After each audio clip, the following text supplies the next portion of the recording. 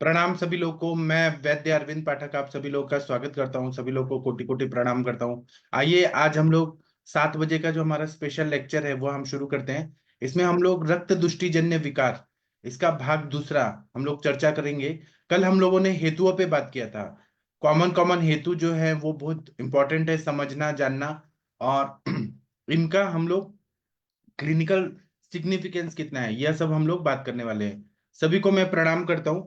और अभी हम लोग यह शुरू करते हैं। यहाँ पर मैं अनम्यूट करने का ऑप्शन दे देता हूँ। जो लोग भी बात करना चाहते हैं वो लोग जरूर बात कर सकते हैं। और आप लोग श्रेष्ठ चिकित्सक लोग हैं। हम लोग जब भी कोई व्याधि पे बात करते हैं तो उसका फायदा न जाने कितने और चिकित्सक लोगों को होता है जो फेसबुक पे यूट्यूब में हमारे लेक्चर सुनते हैं। तो आप लोग अपना जो रिस्पॉन्सिबिलिटी है उसको समझ के यहाँ पर जरूर चर्चा करिए। आप लोग को भी फायदा होगा और समाज को भी फायदा होगा। अभी हमारे पास जब रक्त दुष्टि के जो पेशेंट आते हैं उनको क्या क्या बीमारियां होती है उसके बारे में थोड़ा चर्चा करते हैं। तो कभी कभी रक्तगत विषम ज्वर होता है जिसको हम सतत ज्वर बोलते हैं। पहला ज्वर है संतत फिर सतत। तो इसमें क्या होता है कि पहले किसी को फीवर आया और फीवर के लिए कोई एलोपैथी की दवाइयां खा लिया। मतलब जो एंटीपायरेटिक दवाइयां होती है बुखार की, क्रोसिन हो गया, पैरासिटामोल हो गया, या जो भी बुखार कम करने की दवाइयां हैं, non steroidal anti inflammatory drug, वो खा लिया गया। तो पेशेंट ना बहुत दुर्बल हो जाता है बुखार से और क्रुश हो जाता है, मांस में क्षीण हो जाता है। ऐसे व्यक्ति का रक्त व स्त्रोतस जो है उसमें अल्प मात्रा में दोष संचित रहते हैं, लीन हो जाते हैं। लीन मतलब अकार्यक्षम ऐसे वहां पे रहते हैं। और एलोपैथी साइंस में तो ये कॉन्सेप्ट है ही नहीं कि आम का पचन होना चाहिए। आयुर्वेद में है आम का पचन होना चाहिए। तो जो फीवर निकाल दिया गया पसीना लाके एंटीपायरेटिक द्रव्य से, तो अगर दोष अल्प मात्रा में है और रक्तवत स्त्रोतस में है तो कुछ खान पान में गड़बड़ हो जाता है। तो और दोषों का काल बल ये प्राप्त होने के बाद, दोषों की वृद्धि होने के बाद, वह जो हम लोग बोलते हैं वयो अहोरात्रि भुक्तानाम, उसके हिसाब से आमाशय में फिर से वह अग्नि को भस्म होते हैं और रसानुगा होके पूरे शरीर में फिर घूमते रहते हैं। उस टाइम पे ज्वर होता है। और जो रक्त व स्त्रोतसगत जो व्याधि होती है उसमें सतत ज्वर होता है। पहला जो है संतत ज्वर, वो 24 घंटे फीवर रहता है। और ये सतत ज्वर है, ये दिन में 2 बार आता है। दिन में एक बार आएगा कोई टाइम पे या कभी भी आएगा, लेकिन दिन में एक बार आएगा और रात को एक बार आएगा। तो जिन जो पेशेंट हमारे पास दिन में 2 बार बुखार वाले आते हैं उसको हम लोग बोलते हैं सतत ज्वर, जो रक्त धातुगत ज्वर रहता है और वहां रक्त व स्त्रोतस में आम रहता है। तो यह एक बीमारी हो गया जो रक्त दुष्टिजन्य होता है। दूसरा होता है कि बहुत सारे पेशेंट का कर्ण मूल जो रहते हैं उधर विद्रदी हो जाती है, एब्सेस हो जाता है। कान का जो मूल है वहां पे एक बड़ा सा एब्सेस होता है। तो रक्त में विदाह होने की वजह से या सान्निपतिक ज्वर के बाद उसको हमने ठीक कर दिया तो कान के मूल के पास में बड़ा सा एक सूजन आता है। और उसमें आयुर्वेद के हिसाब से बताया कि वहां पे कालिका और मरमरी नाम की सिराएं होती है। कालिका और मरमरी। तो और शांख, यह भी एक वहां पे सिरा होती है। तो इसमें वहां पे ब्लड सर्कुलेशन बहुत ज्यादा होता है, लेकिन रक्त दुष्टि इतनी ज्यादा होती है कि वहां पे विद्रदी होती है, वहां पे एब्सेस होने लगता है, जो सन्निपात ज्वर के अंत में आती है। यह आप लोगों ने पढ़ा है, सभी लोगों ने बीएमएस में। तो रक्त दुष्टि होने के बाद, ऊर्ध्वगत होने के बाद कर्ण मूल के पास जाने वाली सिराओं में प्रकोपित हो जाता है और वहां पे रोध उत्पन्न होता है, ऑब्स्ट्रक्शन होता है और वहां पे स्वेलिंग आती है। और कफ पित्त प्रधान होने की वजह से व्रण रूप में रूपांतर होके वहां पे पाक हो जाता है और वह धीरे धीरे अंदर अंदर फैल के विद्रदी एब्सेस कर देता है। इसी तरह से ये एक बीमारी हो गया। एक बीमारी होती है कि रक्त दुष्टिजन्य, एक बीमारी होती है जिसको हम रक्त पित्त बोलते हैं। तो बहुत सारे लोग क्या करते हैं, आजकल कर रहे हैं, कच्चा दूध लेते हैं जिसको तपाते, गर्म नहीं करते हैं। आप लोगों ने ये जो फ्रूट स्टॉल में देखे होंगे ना, जो मैंगो शेक बेचते हैं या फिर फ्रूट का शेक बेचते हैं, तो दूध को डायरेक्ट पॉलिथीन से फ्रिज से निकालते हैं, डायरेक्ट कट करते हैं और डायरेक्ट डाल देते हैं मिक्सी में डाल के और पीस के और दे देते हैं। तो जो कच्चा दूध है, भले वो पॉस्चराइज्ड दूध है लेकिन वो पकाया हुआ नहीं है, धारोष्ण नहीं है। क्योंकि धारोष्ण दूध ही अमृत के समान माना गया है। जो तुरंत निकाला जाता है गाय के, भैंस के उससे, बकरी के उससे, और तुरंत पिया जाता है, वो धारोष्ण होता है। धारा और उष्णता उसमें रहती है।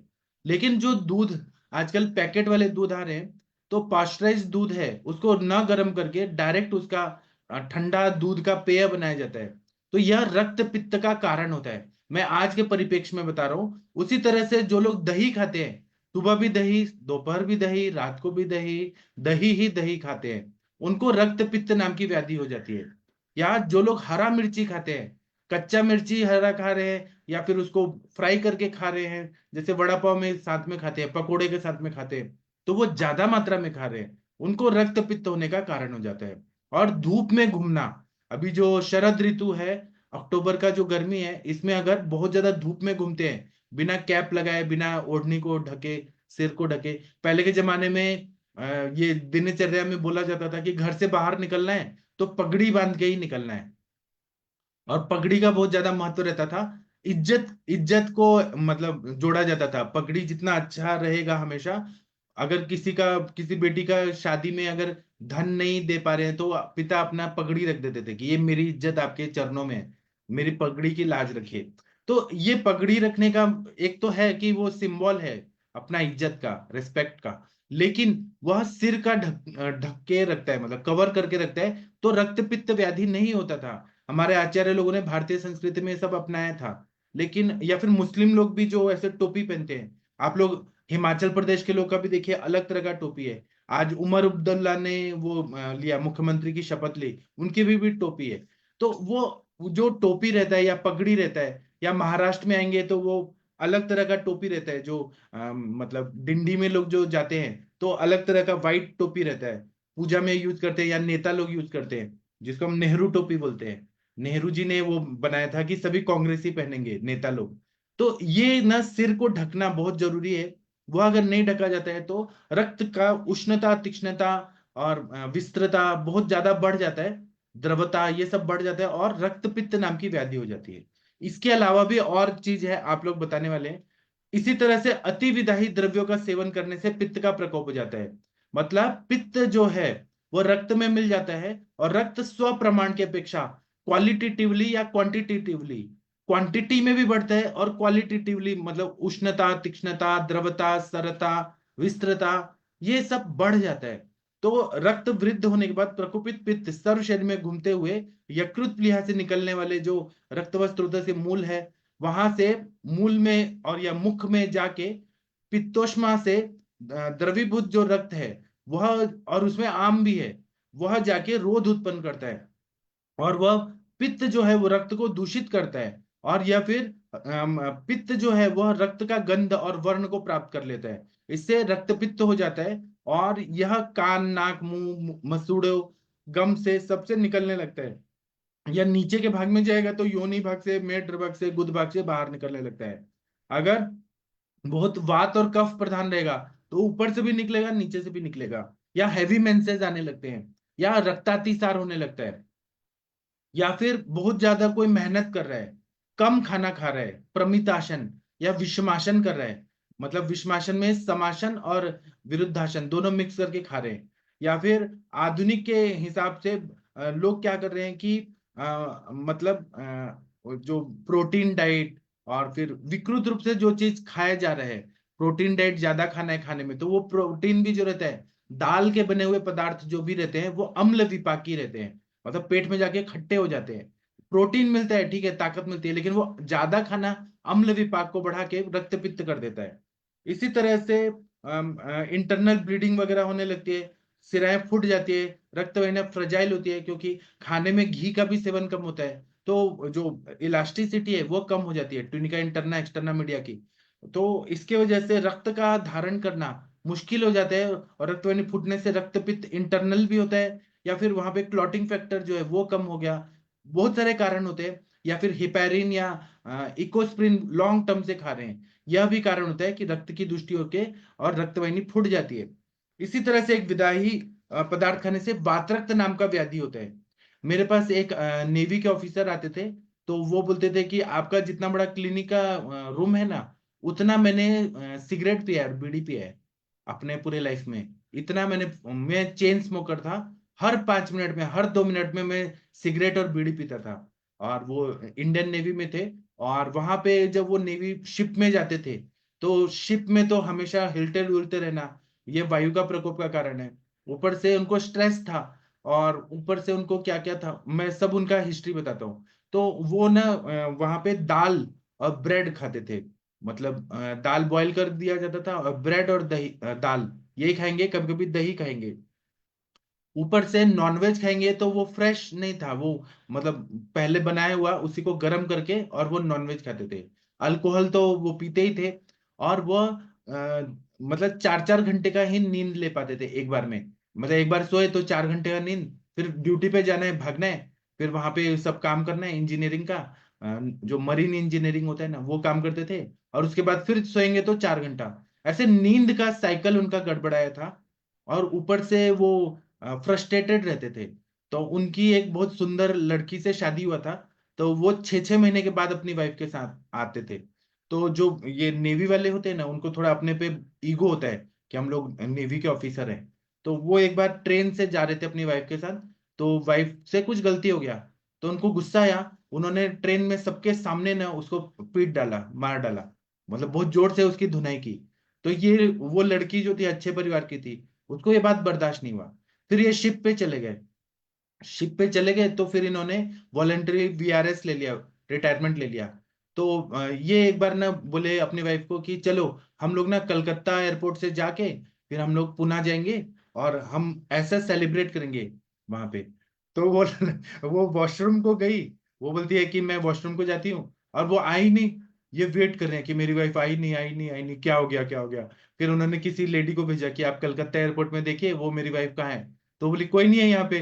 वो गायब ही हो गई, कहाँ गई पता नहीं, कब गायब हुई ये भी नहीं पता।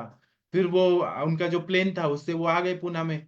फिर उनको उन्होंने फिर एफआईआर लिखवाया कि मेरी वाइफ लापता हो गई कलकत्ता एयरपोर्ट से, कहाँ गई पता नहीं। तो फिर बाद में 4 महीने के बाद पता चला कि वो उनके एक जूनियर के साथ उसने शादी कर लिया। और वो उस दिन कलकत्ता एयरपोर्ट से भाग के सिंगापुर चली गई। और वो जूनियर जो उनका ऑफिसर था उनके साथ वो एंजॉय करती रही, और उससे शादी बना लिया बिना डिवोर्स के। अब फिर उन्होंने फिर कानूनी कार्रवाई की कि मेरी वाइफ कैसे भाग गई। उसने कहा ये मुझे मारता था, ये था वो था, ऐसे बोल के डिवोर्स हो गया उनका म्यूचुअल अंडरस्टैंडिंग पे। तो इससे उनको इतना स्ट्रेस हुआ, इतना स्ट्रेस हुआ। मतलब स्ट्रेस भी एक कारण होता है। मैं ये पर्सनल बातें इसलिए बता रहा हूँ कि ऐसा ऐसा हो जाता है।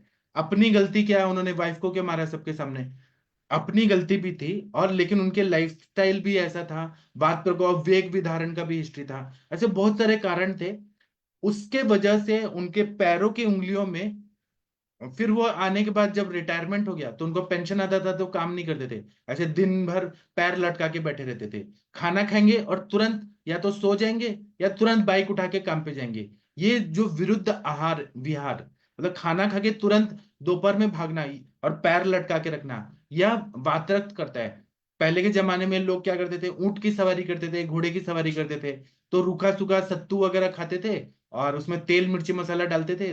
स्नेह होता नहीं था, घी वगैरह कहाँ से लाएंगे। तो सरसों का तेल डाल के और सत्तू खा के और पैर लटका के तुरंत चल देते थे। उससे उनको वातरक्त होता था। ऐसा हमारे चरक संहिता में लिखा हुआ है। तो ऐसे ये पैर लटका के रखते थे, कभी दिन में सो जाते थे, कभी लेट उठते थे, दारू पीते थे, सिगरेट पीते थे। ये सबसे उनके पैर की उंगलियां पूरी रेड रेड होने लगी, और बहुत पेनफुल कंडीशन हो गया। और एक बार वो बाइक को किक मार रहे थे, तो उनको ऐसे चोट लग गया किसी ना किसी तरह से। तो ये आघात होना भी वातरक का एक निमित्त कारण बताया है चरक संहिता में। तो उनकी उंगलियों में चोट लग गया, अपने ही मतलब वो किक मारते हुए। जो हीरो होंडा की गाड़ी आती थी CD 100, उसमें ही उनका कुछ चोट लग गया, पैर जोर से नीचे लग गया। तो ये भी कारण था कि उनकी पैर की उंगलियां जो हैं वो पूरी रेड हो गई। तो उन्होंने फिर चेक कराया आर्मी हॉस्पिटल में। तो वहां पता चला कि यूरिक एसिड बहुत ज्यादा बढ़ा हुआ है, रेज्ड है। तो उन्होंने उसकी दवाइयां ली एलोपैथी की, लेकिन वो ठीक ही नहीं हो रहा था। फिर उसके बाद में उनके जो पैर के अंगूठे हैं वहां पे क्रिस्टल्स जमा हो गया। एक्सरे कराया तो पता चला कि यूरिक एसिड के क्रिस्टल्स है। फिर उन्होंने एलोपैथी की दवाइयां ली, 3-4 साल दवाइयां ली, लेकिन वो कमी नहीं हो रहा, कमी नहीं हो रहा। फिर वो मेरे पास है, तो मैंने पूरा उनका केस टेकिंग किया। और फिर मुझे ये पता चला कि इनका लाइफस्टाइल ही बेकार है। और इतना सिगरेट, इतना बीड़ी, ये सब क्या है, तो मैंने उनको तिक्तक क्षीर बस्ती 3 महीना दिया, विरेचन दिया, और सबसे पहले आते आते घृतपान करा के दीपन पाचन करके और जलौका लगा दिया। 5 उंगलियों में 5 जलौका लगा दिए। 5 जलौका लगाया तो एकदम ब्लैकिश काले रंग का, जिस तरह से चारकोल होता है जो हम डांबर बिछाते हैं ना रोड पे, उस तरह का ब्लड निकला उनका। 4 बड़ी बड़ी जलौकाओं ने इतना गंदा खून निकाला। तो उनको बहुत रिलीफ हुआ। फिर उनको विश्वास हो गया कि हाँ यहाँ मुझे फायदा होगा। फिर उसके बाद में मैंने तिक्तक क्षीर बस्ती 3 महीना दिया उनको। तिक्तक क्षीर बस्ती, अमृतोत्तरम कषायम, इंटरनली कैशोर गुग्गुल, आरोग्यवर्धिनी वटी, सुचेकर रस, प्रवाल पंचामृत, ये सब दिया। और उनका वमन भी कराया, विरेचन भी कराया, बस्ती भी कराया, नस्य भी दिया। नस्य से उनका स्ट्रेस लेवल कम हुआ। फिर उनकी वो गांव में गए उसी साल, और उनको एक लड़की मिल गई। थोड़ा एज ज्यादा थी तो लेकिन उनको वो थोड़ा गंवार टाइप थी, पहाड़ी लड़की थी, वहां उत्तराखंड के थे वो। तो वहां पे उनकी शादी हो गई, और शादी होने के बाद उनका बच्चा भी हो गया। तो लेट हुआ लेकिन उनका लाइफ सेटल हो गया। अब ये पेन तो उनका पूरा ठीक हो गया। तो ये जो हेतु है, अगर हम हेतु और संप्राप्ति और अंशांश कल्पना से पढ़े तो वो पेशेंट ठीक रहते हैं। अभी वो मुझे मिलने आते हैं 10 साल 15 साल बाद भी, तो वो अभी तक वातरक्त हुआ नहीं है। तो उन्होंने अभी लाइफस्टाइल चेंज कर दिया है, बूढ़े हो गए हैं थोड़ा, और वो सिगरेट पीना बंद कर दिया है, दारू पीना बंद कर दिया, एकदम ठीक है। कभी मेरे पास आएंगे तो मैं उनको यहाँ पे लाऊंगा, और वो अपनी हिस्ट्री खुद बताएंगे। तो वातरक्त का और कारण क्या होता है कि अगर विरुद्ध अन्न का सेवन किया जाता है। विरुद्ध अन्न मतलब दूध और मछली, दूध और नमक, दूध और अल्कोहल। इसी तरह से और भी बहुत सारे विरुद्ध है, जैसे मिल्क शेक पिया जाता है। आयुर्वेद के हिसाब से अगर केला और दूध साथ में मिक्स करके लिया जा रहा है, सेब और दूध, या मिक्स फ्रूट्स लेके और दूध के साथ मिल्क शेक बना के पिया जा रहा है, यह सब विरुद्ध होता है। केवल मैंगो जो रहता है वह दूध के साथ साथ में है, लेकिन दूध कच्चा नहीं होना चाहिए। मैंगो का मिल्क शेक लिए तो वो सबसे अच्छा है। लेकिन अभी हमारे यहाँ गर्मियों में महाराष्ट्र में देखा जाता है कि सारे मुस्लिम लोग जो रहते हैं, वो कम्युनिटी ऐसी रहती है, मतलब मैं ये नहीं बोल रहा हूँ कि वही कम्युनिटी है, लेकिन ज्यादातर मुस्लिम लोग के स्टॉल्स रहते हैं, और वो भी हिंदू नाम लगाए रहते हैं। और वो लोग क्या करते हैं कि कच्चा दूध का मैंगो में पीस के और वो बेचा जाता है। तो वो पीने के बाद लोगों को बहुत सारी प्रॉब्लम होती है। किसी को एसिडिटी होगा, कोई फीवर आ जाता है। गर्मी के टाइम रहते हैं लोग मैंगो शेक पी रहे हैं, लेकिन मैंने ऑब्जर्व किया ये चीज कहीं दूर बैठ के कि वो कैसा दूध डालते हैं। और एक ही जगह नहीं, पुणे में मंडई है और बहुत जगह है, वहां पर देखा कच्चा दूध ही फाड़ते हैं, पैकेट फाड़ के डायरेक्ट उसमें मिक्सी में डालते हैं और मैंगो का पल्प डाल के पीस के और वो पिला देते हैं। ये बहुत ही बेकार है, कच्चा दूध का प्रयोग नहीं करना चाहिए। कच्चा दूध जो है वो विरुद्ध अन्न है, ठीक है। मैंगो के साथ भी दे रहे हैं, लेकिन वो विरुद्ध चीजें खिलाने से, और फिर बाद में पता चलता है लोग बीमार रहते हैं। उनका हेतु पता चलता है, वही पेशेंट मेरे पास नहीं आएंगे, लेकिन आते हैं तो बताते हैं हमने मैंगो शेक पिया था। तो वो मैंगो शेक जो है वो वातरक्त का कारण होता है, या रक्तपित्त का कारण होता है, या रक्त दुष्टि की बीमारियां होती है, स्किन की प्रॉब्लम बहुत सारी हो जाती है। इसी तरह से जो लोग क्रोध बहुत ज्यादा करते हैं, गुस्सा बहुत ज्यादा करते हैं, उनको वातरक्त होता है। जागरण बहुत ज्यादा करते हैं, आजकल इंस्टाग्राम रील्स, और पहले टिकटॉक था लॉकडाउन के पहले, उसके फिर फेसबुक और मूवी, ये जो भी चीजें हैं ना, जागरण अगर ज्यादा होता है स्ट्रेस की वजह से, या किसी चीज में बिजी है, व्हाट्सएप पे चैटिंग कर रहे हैं रात रात भर, या फिर बहुत ज्यादा मैथुन करते हैं, या फिर वेगों को धारण कर रहे हैं, दिन में सो रहे हैं, तो कफ और पित्त बढ़ जाता है। रात को जागरण करे तो वात और पित्त का प्रकोप होता है। और मैथुन करने से, ज्यादा मैथुन करने से, पॉर्न वीडियोस एडल्ट वीडियोस देखने से वात पित्त का प्रकोप होता है, रक्त की दुष्टि होती है। जितना ज्यादा मैथुन में आप संलग्न रहेंगे, जो अपना रक्त धातु है वो खराब होता है।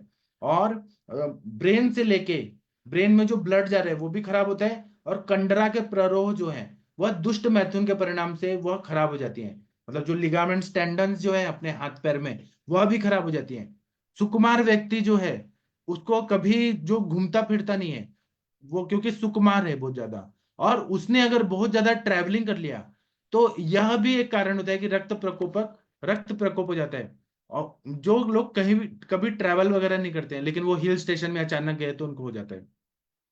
इसी तरह से रक्त दुष्टि के और कारण जो है कि ठंडी वायु का सेवन अचानक अगर हो गया, जैसे अचानक नैनीताल चले गए, गर्मी के सीजन में नैनीताल चले गए, तो ये ठंडा गर्म ठंडा उनको साथ में नहीं होता है। या चोट लग जाती है तो वायु की वृद्धि होती है।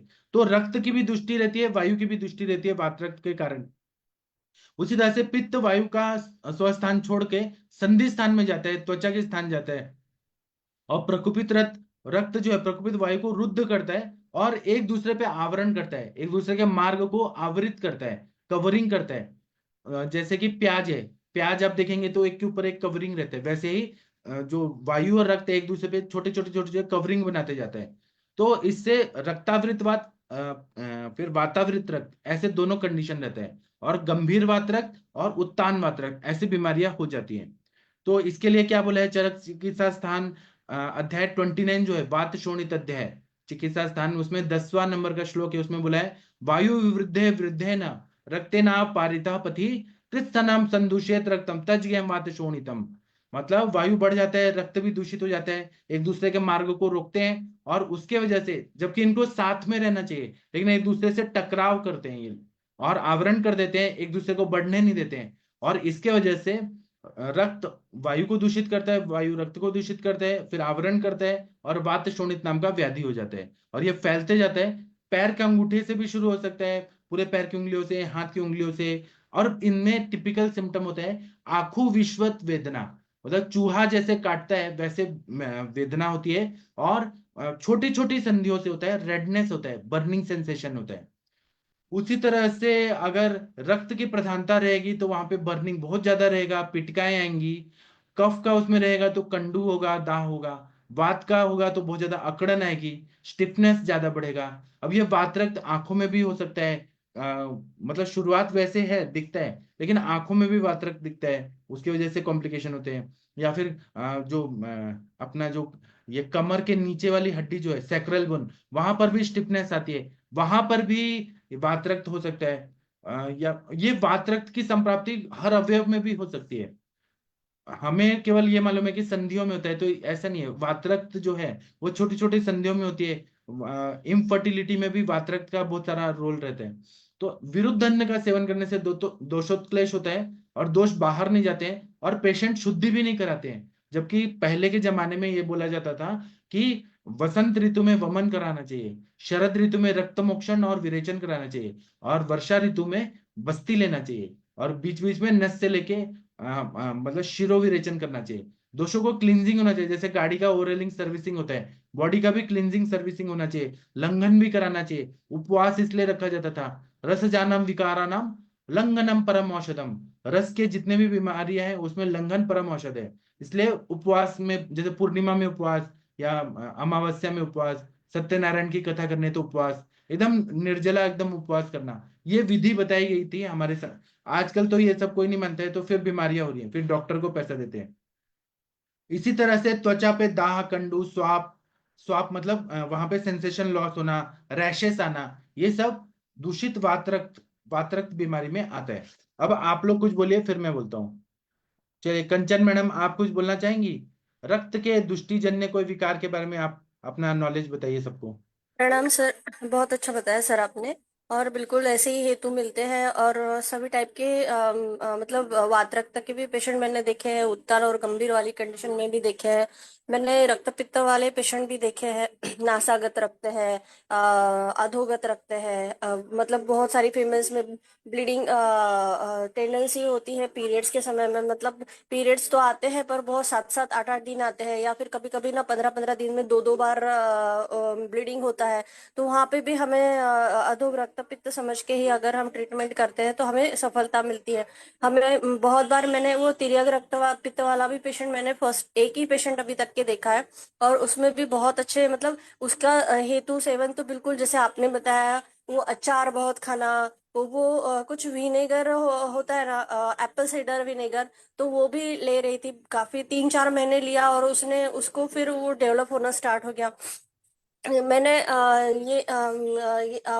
जैसे ब्लैडर में कुछ एक पेशेंट था कि उसके ब्लैडर में वो डॉक्टर बोल रहे थे कि कुछ पैथोलॉजी है, मतलब कि वो एक तो बता भी नहीं पा रहे थे कि वो वहां पे क्या है, गांठ है या स्ट्रक्चर हुआ है या फिर क्या हुआ है। पर उसे क्लॉट्स ऐसे ब्लीडिंग ब्लीडिंग होता था। उसका ब्लीडिंग होने से वो पूरा रुक जाता था यूरिन।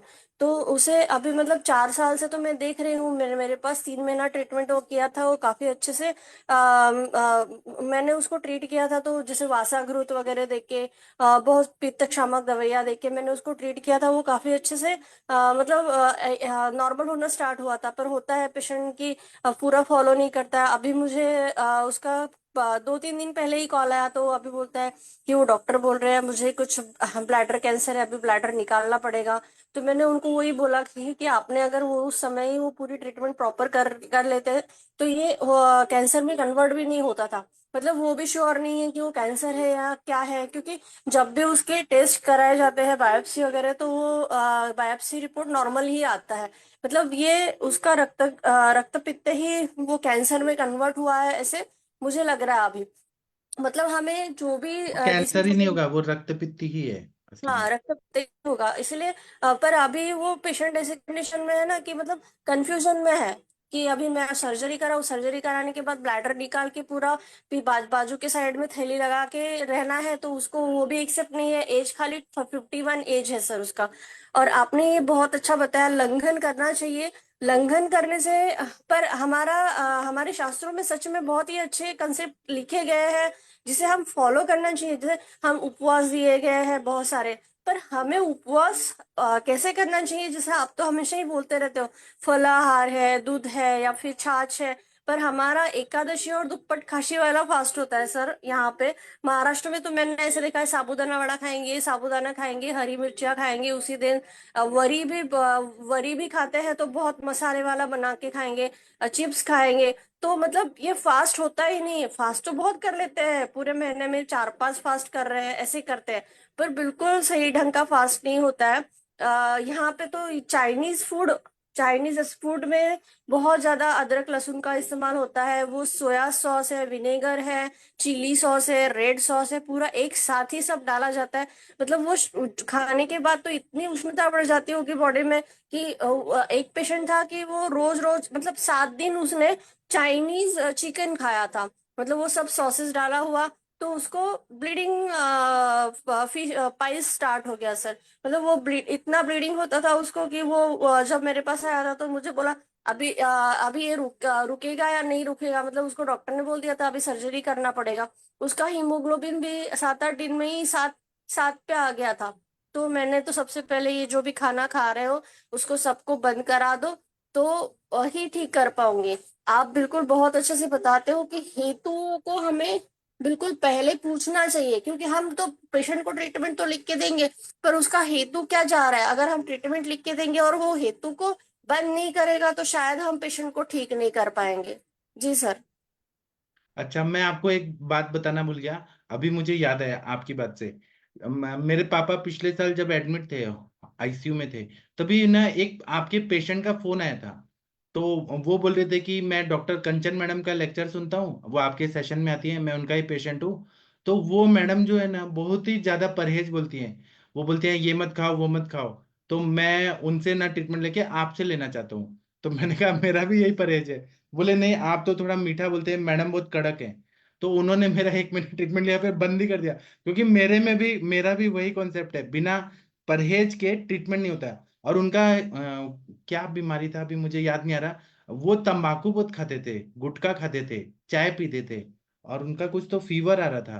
वो आपके पेशेंट अभी मुझे लिखा हुआ है, मैं याद आएगा तो बताऊंगा। तो मतलब पेशेंट को परहेज नहीं पालना है और ठीक भी होना है, ऐसे ऐसे पेशेंट आते हैं। मैं एक और केस बताता हूँ। मेरे पास एक आर्मी के सोल्जर आए थे। वो श्रीनगर में सियाचिन में ड्यूटी था उनका, पेट्रोलिंग का। मतलब पाकिस्तान बॉर्डर है ना, पीओके और ये एलएसी, चाइना बॉर्डर और पाकिस्तान का, वहां पे सियाचिन में वो काम करते थे। तो वो, ऐसे तो सब लोग काम करते हैं, लेकिन सभी को सब व्याधि नहीं होता है। लेकिन उनको क्या व्याधि हुआ, एक तो वो बहुत ज्यादा दारू पीते थे। जो वहां पे आर्मी का बहुत ऐसे कोटा रहता है कि जितना शराब पीना है पियो, और पुराना पुराना रहता है, 100 100 साल पुराना शराब रहता है। वो लेते थे, नॉनवेज बहुत खाते थे, रात्रि जागरण, वेगा विरोध। इससे उनके पूरे पैर की, पूरा पैर जो है ना रेड हो गया था, वातरक्त हो गया था। और वो मुझे ये बोले कि डॉक्टर साहब, वहां पे इतनी ठंडी पड़ती है कि आपकी उंगली कब कट के गिर जाए आपको वेदना नहीं होगी, ऐसा था। तो उनका यूरिक एसिड भी बहुत ज्यादा बढ़ा हुआ था। तो उनका मैंने एक तो, अब फिर वो यहाँ पे ट्रांसफर ले लिए थे, क्योंकि चला ही नहीं जा रहा था, इतना तकलीफ था। फिर मैंने उनको 6 महीना इलाज किया, बस्ती पंचकर्म और ये सब किया, वो ठीक हो गए वो। फिर मुझे फोन आता है कि ठीक हो गए। लेकिन ये हेतु जो सेवन हो रहा था ना, एक तो ठंडियों में पेट्रोलिंग करना है, और रेस्ट नहीं मिलना, वेगा विरोध करना, हम हर समय स्ट्रेस का माहौल, और सियाचिन में बहुत ही मतलब जो लोग ट्रेंड रहते हैं, क्योंकि ऑक्सीजन की भी कमी रहती है, तो और खाना भी फ्रेश नहीं मिलता है। वो बोलते थे कि हम जब चाय बनाते हैं ना, तो कभी कभी उबालते उबालते भी बर्फ बन जाता है, इतना माइनस में रहता है टेम्परेचर। तो ये भी सब उनका हेतु सेवन ज्यादा हो रहा था, लेकिन उनके कलीग्स को नहीं था, इनमें ही ज्यादा था, क्योंकि हर परिस्थिति में हर इंसान अलग सोचना, अलग आहार विहार कुछ अलग रहता है, और जो व्याधि क्षमत्व शक्ति रहती है वो कम रहती है किसी से में, इसलिए उनको वातरक्त हुआ था। इसी तरह से कुष्ठ रोग की संप्राप्ति अगर देखा जाए तो रक्त दुष्टिजन्य रहता है। मिथ्याहार विहार मतलब ये लोग अन्न योग्य अन्न काल जो है उसमें अन्न नहीं खा रहे हैं, मतलब टाइम हो गया कि 9 बजे खाना है तो 9 बजे खाना है, टाइम हो गया कि 2 बजे दोपहर में खाना है तो खाना है। इसको हम लोग अयोग्य अन्न काल बोलते हैं। आयुर्वेद के हिसाब से जब भूख लगती है तब खाना चाहिए, मतलब बिना भूख के टाइम हो गया इसलिए खाना। और उसी तरह से अति मात्रा में खाना खाना, और साथ में भोजन करना। और साथ में मतलब जितने भी टोमेटो सॉस है, आप लोग अगर फैक्ट्री में जाके देखेंगे तो अच्छे टोमेटो सॉस यूज नहीं, और लोकल मार्केट में बना के और वो एडल्ट्रेटेड डाल के और मार्केट में आ जाता है, सड़ा टमाटर को सड़ा के और सॉस बनाया जाता है। पहले के जमाने में आप लोग को बचपन में याद है कि माताएं पहले फ्रेश टमाटर की चटनी बनाती थी, और वो भी सिलबट्टा होता था, और उसका फ्रेश टमाटर का चटनी बनता था, या टमाटर का जो मीठा चटनी बनता था गुड़ वाला, वो कितना फ्रेश रहता था। आजकल क्या टोमेटो सॉस का जमाना है, तो टमाटर को सड़ा के और उसमें बहुत सारे केमिकल डाल के और वो टोमेटो सॉस आता है। तो ये असात्य भोजन है, फ्रेश चीज नहीं है। या विषम भोजन जो है, माधव निदान में अध्याय दूसरे में आतंक दर्पण टीका में क्या बोला है? अकाले, अकाल में भोजन करना, च अति मात्रम, अति मात्रा में भोजन करना, ही असात्म्यम, असात्म्य भोजन करना, यच्च भोजनम विषमम, विषम आहार का सेवन करना, यद भुक्तम मिथ्या आहार स उच्यते, इसको मिथ्या आहार कहते हैं। या फिर जो सड़ा हुआ खाना खा रहे हैं, मतलब जो खाने योग्य नहीं है वो खा रहे हैं। अभी आप लोग होटल में जाके देखा होगा, होटल में ना फ्रेश खाना कभी कभी होता है, कभी कभी नहीं होता है, तो वो 24 घंटे पुराना फ्रिज में रखा हुआ रहता है, वो निकालते हैं, वो फ्रेश नहीं रहता है, उसको मसाले वसाले डाल के टेस्टी बना के और खिला दिया जाता है। तो वो सड़ा हुआ खाना, बासी खाना, रात का सुबह, सुबह का शाम, ये खाना, या जो फर्मेंटेड चीजें रहती है, वो सब मिथ्याहार वाला रहता है। अभी लोग गरीबी की वजह से या आलस की वजह से फ्रेश खाना नहीं खाते हैं, वो भी कारण होता है। इसी तरह से देश काल प्रकृति आदि विरुद्ध, संयोग विरुद्ध, जैसे क्षीर और मत्स्य, मछली और दूध साथ में खाना। अभी सब लोग ये बोलते हैं कि जब भी कोई प्रेग्नेंट रहती है लेडी, तो उसको फिश भी खाना चाहिए, अंडा भी खाना चाहिए और दूध भी लेना चाहिए, लेकिन ये साथ में अगर लिया जाए तो ये विरुद्ध है। तो या फिर आहार विधि विशेषायतन का पालन नहीं करना है। हमारे इसमें बोला है तन मना भुंजित, मतलब कॉन्सेंट्रेट करके ही खाना खाना है। लेकिन लोग क्या करते हैं, टीवी देखते हुए, मूवी देखते हुए, हॉरर मूवी देखते हुए खाना खा रहे हैं। वहां पे वो बाबा सिद्दीकी का मर्डर हो गया, और वो देख के, खून खराबा देख के लोग खाना खा रहे हैं, तो वो माइंड पे असर हो रहा है। वो चीज अगर खाते हुए खाएंगे तो उसका पूरा बॉडी का पित्त खराब होता है। किसी का मृत्यु देख के खाया जाता है क्या? लेकिन लोग खाते हैं, दुख में होके खा रहे हैं। तो तनमना भुंजित, नाती जपन नाती हल हसन, हंसते हुए खाना, कॉमेडी शो देख रहे हैं और खा रहे हैं, तो हंसते हुए खाना ये जो है। उसमें फिर बोला है कि उष्णम अश्नियात, मतलब गरम गरम खाओ, स्निग्धम अश्नियात, घी डाल के स्निग्ध खाना खाओ, ये सब नहीं पाला जा रहा है। घी खाएंगे तो कोलेस्ट्रॉल बढ़ेगा, लिपिड बढ़ जाएगा। तो ये सब चीजें है ना, इसके वजह से शरीर में कुष्ठ रोग की संप्राप्ति होने लगती है। त्वचा रक्त मांसलसिका की दृष्टि होती है, वात पित्त का प्रकोपित होता है। इसी तरह से शक्ति के हिसाब से काम नहीं करना, अयथा बल का आरंभ कर देना, मिथ्याहार। और क्या बोला है कि कोई भी व्यक्ति को हमेशा मिथ्याहार विहार का त्याग करना चाहिए। मिथ्या आहार विहार यदुक्त सदा तम परिवर्जित, मिथ्या आहार और विहार का हमेशा परित्याग करना चाहिए। शक्ति युक्त व्यक्ति शक्तियुक्त व्यक्ति भी अगर काम जो नहीं कर सकते, उसने बहुत ज्यादा हैवी काम किया, तो उसको भी कुष्ठ रोग की संप्राप्ति का एक हेतु मिल जाता है, क्योंकि रक्त की दृष्टि होती है अगर ज्यादा मेहनत का काम करेंगे तो। इसका मतलब काम ही नहीं करना ये भी नहीं है, काम करना है लेकिन बल को देखते हुए काम करना है।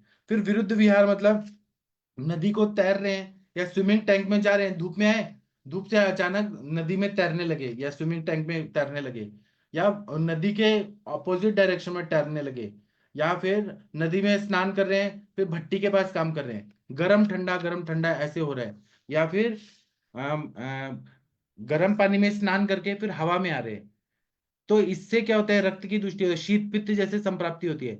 इसी तरह से अन्य योनि में गमन करना, दुष्ट योनि में गमन करना, अगर पार्टनर को या वाइफ को अगर वहां पे ये है, मतलब वजेनाइटिस है, सर्विसाइटिस है, या फिर वाइट डिस्चार्ज हो रहा है और उसके साथ मैथुन कर्म किया जा रहा है, तो यह मिथ्या विहार है और उसके वजह से रक्त की दृष्टि होती है, उससे भी इन्फेक्शन होता है।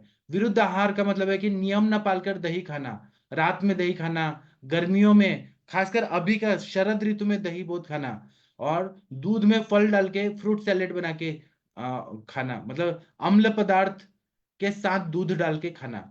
और वो जो संजीव कपूर जो आते हैं ना, शेफ, जो टीवी में आते हैं खाना बनाते हैं, तो वो हर खाने में दूध डालते हैं और उसमें टोमेटो सॉस भी रहता है, दूध भी रहता है। मतलब इतना विरुद्ध चीजें खिलाया जाता है ना, देखने में अच्छा लगता है, टेस्ट में अच्छा रहता है, लेकिन वो अंदर से जाके रक्त की दुष्टि करता है और फिर कितनी बीमारियां होती हैं। और गर्मियों के टाइम पे हरा मिर्ची खाना, लाल मिर्ची पाउडर, गरम मसाले खाना, ये विरुद्ध विहार है, आहार आहार विहार। और कुछ पाप कर्म होता है कि किसी का मतलब अपमान करना।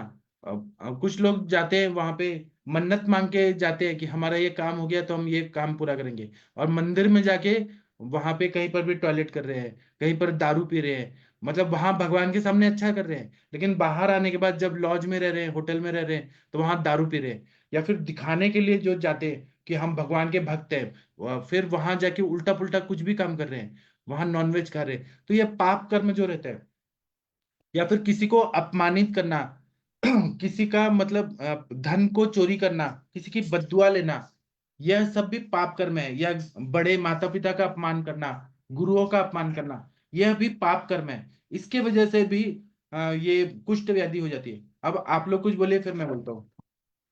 डॉक्टर महेंद्र सर, आप कुछ बोलना चाहेंगे? ये पाप कर्मों से भी रक्त की दुष्टि होती है। महेंद्र सर, आप कुछ बोलना चाहेंगे? रक्त दुष्टि जन्य विकार का हेतु संप्राप्ति। नहीं। प्रशांत भट्ट जी, आप कुछ बोलना चाहेंगे कि सोच रहे हैं? हाँ सर, बोलिए सर। प्रशांत अरे हाँ, बोलो बोलो बोलो बोलो। आप बोलिए पहले।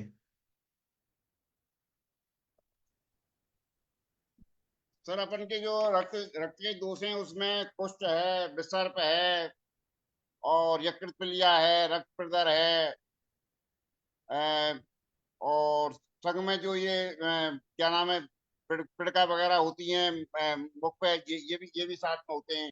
और इनमें कारण जनरली जो है, एक तो वृद्ध भोजन का मिलता है, उसमें चाहे काल के हिसाब से हो, चाहे देश के हिसाब से हो, और चाहे उसके आहार के हिसाब से रस के हिसाब से हो। एक तो वृद्ध भोजन का हिस्ट्री ज्यादा मिलती है, एक तीखे जो कटु अम्ल और लवण, इस तरह का भोजन जो ज्यादा करके अचार वगैरह का इस तरह का प्रयोग होता है। और ये आप सॉस वगैरह बताओ, इसका प्रयोग भी बहुत ज्यादा होता है, ये चिप्स वगैरह इनका प्रयोग। तो इनका कारण मुख्य रूप से यही मिलता है। और साथ में जो ये दिन में सोना वगैरह, इसके भी लक्षण मिलते हैं। और एक अध्यसन और अजीर्णासन, ये भी मिलते हैं इसमें लक्षण ज्यादातर, और इनसे ही होती है। और एक ये जो दारू और क्या नाम है, धूम्रपान, ये दोनों कारण भी जो वृद्ध आदमी है उन लोगों के मिल रहे हैं, उनके उनके इसी से दिक्कत हो रही है सारी। जी। आपने यहाँ पे, हमारा जो सिटी है मेट्रोपॉलिटन सिटी है, तो बच्चे बच्चे आते हैं पढ़ने के लिए, 20-20 साल की लड़कियां हैं, पढ़ने आ रही है ना, तो वो रात को सुट्टा मारती है, ऐसे सिगरेट सिगार ऐसे, मतलब उनको वो भी नहीं है, मतलब संस्कार भी नहीं है। संस्कार का मतलब ये ऐसा नहीं होना चाहिए कि आप विकृत सब चीज अंग्रेज की तरह आप करके बाहर सिगरेट पी रही है, लड़कों के साथ घूम रही है, दारू पी रही है और पार्टीज कर रही है। वीकेंड में तो ऐसे ही सब पब चलते हैं, मतलब तो वो शरीर को कितना नुकसान करता है धूम्रपान। लड़की को तो नहीं करना चाहिए, आप सब कुछ करिए, आप बहुत आगे बढ़िए, लेकिन आप सिगरेट पी रही हैं और दारू पी रही हैं, ये तो बहुत ही शरीर को नुकसान करता है। और दूसरा क्या है कि प्रदूषण, जो गंदा पानी, गंदा हवा, गंदा वातावरण में रहना, उसका इफेक्ट माइंड पे भी होता है। गंदा वातावरण में गंदी बातें सुनना, हाँ ठीक है, जहाँ पे क्रोध, द्वेष, मद, मात्सर्य बहुत ज्यादा है। और तीक्ष्ण, उष्ण, विदाही पदार्थ खाना, अति लवण का सेवन करना, क्षार का सेवन करना, कटु पदार्थ का सेवन करना, फिर विदग्ध पदार्थ जैसे दही के ऊपर का पानी, दही जमा नहीं है और वो जो है मंदक दही, उसका सेवन करना, सड़ा हुआ अन्न खाना, फिर मांस भी सड़ा हुआ या कच्चा मांस खाना, उसी तरह से क्रोध करना, बहुत मेहनत वाला काम करना, धूप में बहुत ज्यादा घूमना।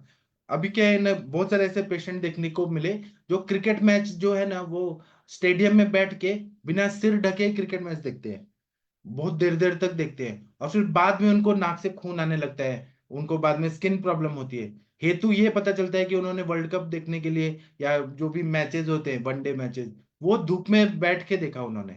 ऐसे बहुत सारे काम होते हैं, वेग विधारण करना, प्रकोप काल में रक्त मोक्षण न करना, अकाल में अन्न का सेवन करना, ये सब जो कारण है, इसी से रिलेटेड और भी चीजें होती हैं। तो हमें क्या दिखता है, तो अगर हमें रक्त दुष्टिजन्य विकार देखने हैं, तो अगर त्वचा में दिख रहा है रक्त दुष्टि की वजह से, तो कंडू होगा, खुजली बहुत आएगी पेशेंट को, ये त्वचा में चला गया, रस दुष्टि और त्वचा दुष्टि। उत्कोट होगा, रैशेस आएंगे, जैसे अर्टिकेरिया जिसको बोलते हैं, उत्कोट। पिड़काएं आएंगी, चर्मदल और क्षुद्र कुष्ठ, स्किन के अलग अलग पैचेस आएंगे अलग अलग तरह के, या तो स्किन काली हो जाएगी, इचिंग होगा, ड्राई हो जाएगा, हर तरह के स्किन की बीमारियां होती है। अगर रक्त दुष्टिजन्य अगर देखें, तो रक्त पित्त, रक्त पित्त बाह्य आभ्यंतर, ऐसे रक्त पित्त होता है, हिमरेज होता है, बीपी बढ़ता है, वो बीपी जाके हिमरेजिक शॉक बैठता है या इश्चेमिक शॉक बैठता है। इश्चेमिक शॉक के लिए वहां पे रक्तवत स्रोतस जो है वो ब्लॉक्ड हुआ है आम की वजह से। उसी तरह से वहां पे थ्रोम्बोसिस होता है, वेरिकोसील होता है, या फिर वेरिकोज वेन्स होता है, डीप वेन थ्रोम्बोसिस होता है, या फिर रक्त में खून आएगा, मतलब हिमेचुरिया होगा, ब्लड आएगा ऐसे। उसी तरह से अस्त्रिकधर, heavy menses, irregular menses, clots, ये सब जो है रक्त दुष्टिजन्य होता है। अगर ये रक्त दुष्टि मांस धातु में गया, तो वहां पे विसर्प होगा, हर्पिस, अलग अलग पाक होंगे, जैसे नाक, नासा पाक, नाक पक जाएगा, मुख पाक, मुंह में छाले पड़ेंगे, ऊपर नीचे जीभ में सब जगह छाले पड़ते हैं। गुद पाक, जो एनस है वहां पे छाले पड़ जाते हैं। मेढ्र पाक, जो अपना जननेंद्रिय है, वहां पे छाले पड़ जाते हैं। योनि पाक, वजाइना में पाक होगा, अल्सरेशन होगा। या फिर डिओडिनल अल्सर, पेप्टिक अल्सर, मतलब डिओडिनम में अल्सरेशन होगा, या पेप्टिक अल्सर, गैस्ट्राइटिस होगा, या फिर क्रॉन्स डिजीज होगा, अल्सरेटिव कोलाइटिस होगा, सब जख्म जख्म हो जाते हैं, इतना पित्त का प्रकोप होता है। अगर मज्जा दुष्टि होती है, तो मज्जा दुष्टि में चरक सूत्र स्थान 17वां में 11 नंबर का श्लोक बोला है, वातादेह प्रकुप्यन्ति शिरस्यस्त्रम प्रदुष्यत दुष्यति तथा शिरसि जायन्ते रोगाः विविध लक्षणाः। मतलब अगर ये मज्जा में गया, तो मद मूर्छा संन्यास, पेशेंट जो है वहां पे इन्फेक्शन पैथोलॉजी होगी, या वो कैसे भी कोमा में जा सकता है, मूर्छा अनकॉन्शियस हो सकता है, मद मतलब उसको नशा चढ़ा है ऐसा फील होगा, डिलीरियम जो बोलते हैं वो होगा, और कंप होगा, अर्दित होगा, श्वास कास, इंद्रिय नाश, ये लक्षण हो सकते हैं अगर मज्जा में ये रक्त दुष्टि गया। इसी तरह से मानस विकार भी बहुत सारे होते हैं, जो क्रोध जन्य होंगे, उन्माद, सिजोफ्रेनिया, ऑब्सेसिव कंपल्सिव डिसऑर्डर होगा, मतलब पेशेंट को गुस्सा आ रहा है, हर चीज से उसको घिन आ रहा है, मतलब वो उसको अच्छा खाना भी देंगे ना, बर्तन में भी देंगे तो उसको घिन आएगा, उसमें उसमें नुक्स निकालेगा, हाथ 10 बार धोएगा, उसको ऐसे क्लीनिंग चाहिए पूरा, उसको समाधान नहीं मिलता है। फिर मैनिया रहता है, पैनिक अटैक्स आते हैं, बार बार उसको उद्वेग आता है बार बार, या फिर क्रोध आता है उसको, तो ये मन की दृष्टि होती है। उसी तरह से और कारण बताए हैं कि गुरु शीतम अति स्निग्धम अति मात्रम समश्नताम रसवाहिनी दुष्यंती भुक्त्वाम च स्वपताम दिवा। मतलब गुरु आहार खाना, शीत आहार खाना, अति स्निग्ध अति मात्रा में, और समशन करना, और खाना खा के दिन में सो जाना, ये इतना डेंजरस है। रसवाहिनी दुष्यंती, रसव स्रोतस को दूषित करता है, और रसव स्रोत और रक्तव स्रोतस एक साथ ही चलते हैं बॉडी में। इसी तरह से विदाही अन्नपानानि स्निग्धोष्णानि द्रवाणि च रक्तवाहिनी दुष्यन्ति भजतम चातपानलो। मतलब स्निग्ध और उष्ण, जैसे तेल में बनाए हुए पकोड़े खाना, तेल में बनाए हुआ सब्जियां खाना, डीप फ्राइड। और तेल भी कैसे है कि गर्म है बहुत ज्यादा। और विदाही पदार्थ का सेवन करना, और धूप में घूमना, खाना खा के तुरंत धूप में जाना, ये सब कारण होता है जिससे रक्त की दुष्टि हो जाती है। तो इसमें निज कारण तो यही है कि अकालज होता है कि अकाल में कभी भी होगा। कालज होगा शरद काल में होगा। अकालज में स्वतंत्र रूप के आहार और विहार का गड़बड़ होना, आगंतुक में अभिघात होना, दुष्ट रक्त का सेवन, अगर मतलब ब्लड ट्रांसफ्यूजन हो रहा है और उसमें गंदा खून चढ़ा दिया गया, या इन्फेक्शन हो गया बॉडी में, ब्लड में इन्फेक्शन हो गया, जिसमें हम लोग बोलते हैं कि न्यूट्रोफिल्स बहुत बढ़ गए, डब्ल्यूबीसी बहुत बढ़ गया।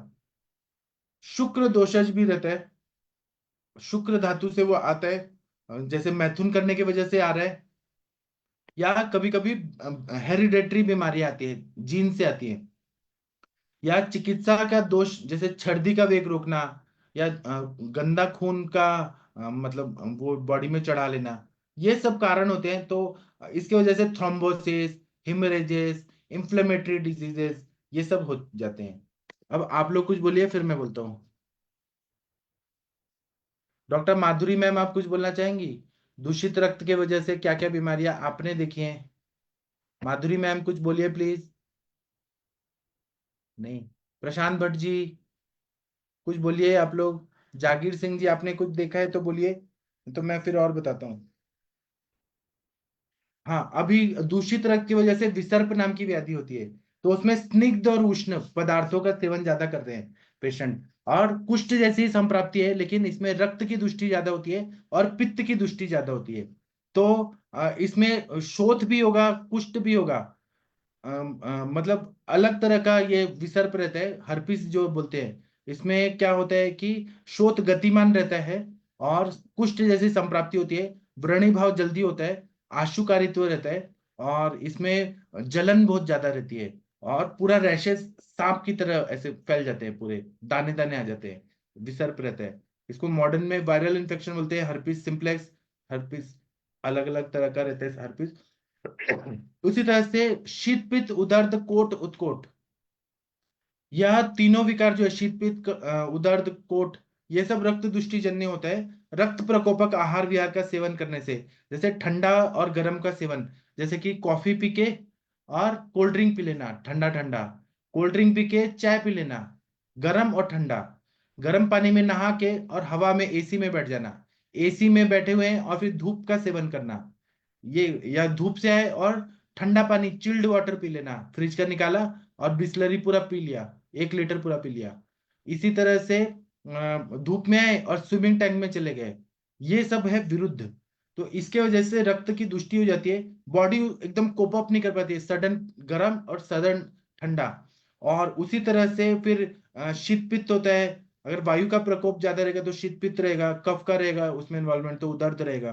तो पूरे बॉडी में ऐसे चकत्ते चकत्ते आते हैं, मराठी में बोलते हैं गांधी उठने, इस तरह से हो जाता है। या फिर सेक्सुअली ट्रांसमिटेड डिजीजेस जो रहती है, जो मल्टीपल पार्टनर के साथ मैथुन करने की वजह से, या गलत जगह से मैथुन करने से जो उपदंश हो जाता है, वह भी रक्त की दुष्टि में, रक्त से ही इन्फेक्शन पूरे बॉडी में जाता है, या उपदंश होता है, या फिर थैलीसीमिया, थैलीसीमिया मेजर माइनर, तो ये अनुवांशिक भी रहता है, ये इन्फेक्शन नहीं, ये जो रहता है हीमोफीलिया, ये भी क्लॉटिंग फैक्टर की कमी की वजह से होता है।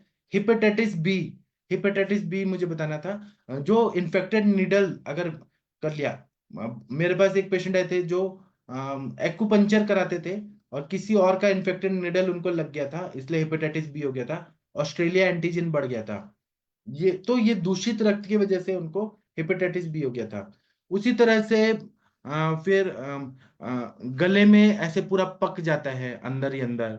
फिर पैरालिसिस होता है, फिर फेशियल पैरालिसिस, बेल्स पाल्सी, उन्माद, अपस्मार, तंद्रा, निद्रा, भ्रम, फिर आंखों के आगे अंधेरा छाना, मूर्छा, संन्यास, अपस्मार, रक्तपित्त, बीपी बढ़ना या बीपी लो होना। उसी तरह से वात दृष्टि से वातरक, सिरा दृष्टि से रक्तपित्त, तीरकगामी रक्तपित्त।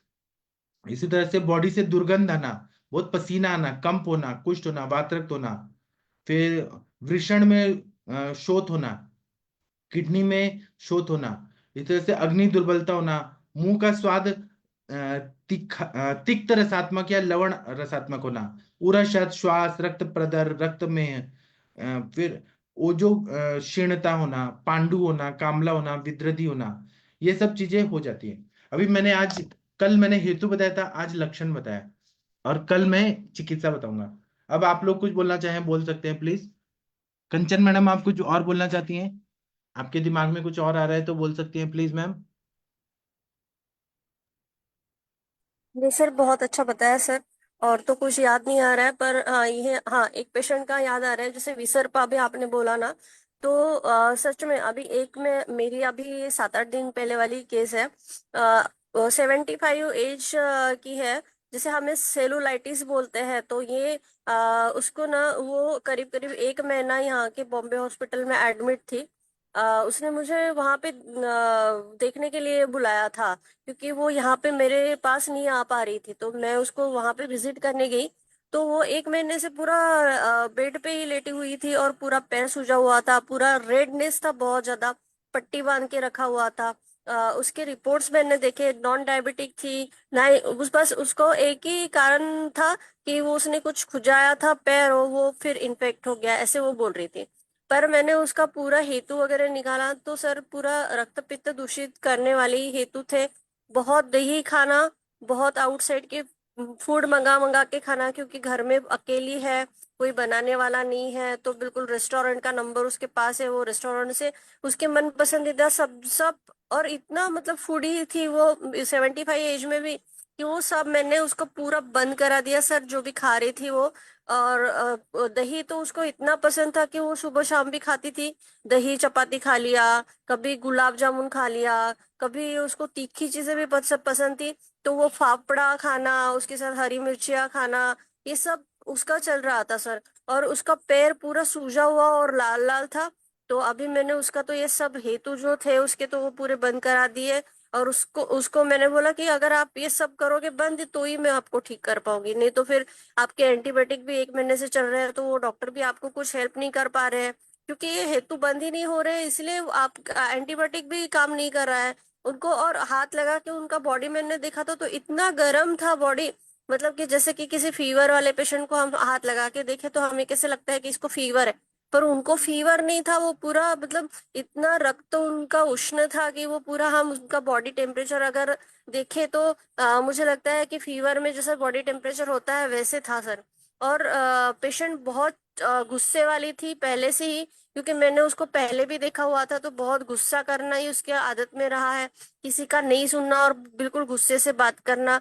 तो मतलब ये पूरा पित्त प्रकृति थी पेशेंट। और अभी ये महीने में ही मतलब उसको ये फिर से मतलब ये महीने में ही उसको तकलीफ होना स्टार्ट हो गया था सर। मतलब ये भी पित्त का काल चल रहा है, उसके पित्त आवर्धक आहार विहार चल रहे हैं, तो यहाँ पे भी एग्रीवेशन यही महीने में हमें दिखा सर। जी सर। जी बहुत अच्छा बताया मैम आपने। तो इस तरह से सारे वैद्य लोग अभी पित्त की बीमारियां और रक्त की दुष्टि जन्य बीमारियां, इसका हेतु देखेंगे, इसके सिम्टम्स देखेंगे, और हम लोग कल 7 बजे फिर मिलेंगे और हम ट्रीटमेंट पार्ट बात करेंगे। ठीक है, और कोई भी पॉइंट रह गए वो कल हम बात करेंगे। ट्रीटमेंट पे हम ज्यादा टाइम देंगे अब, मतलब शमन चिकित्सा, शोधन चिकित्सा, रक्त मोक्षण, विरेचन, इन पे हम और टाइम देंगे, क्योंकि हेतु और लक्षण ये हो गया है। ठीक है, आप लोगों में से किसी को कुछ बोलना है तो बोल सकते हैं, अगर नहीं बोलना है तो मैं सेशन बंद करता हूँ अब, क्योंकि टाइम हो गया है। अब हम लोग रात को 9 बजे मिलेंगे क्लिनिकल संभाषा में। ठीक है, तब तक के लिए इजाजत दीजिए। थैंक यू, प्रणाम सभी लोग को।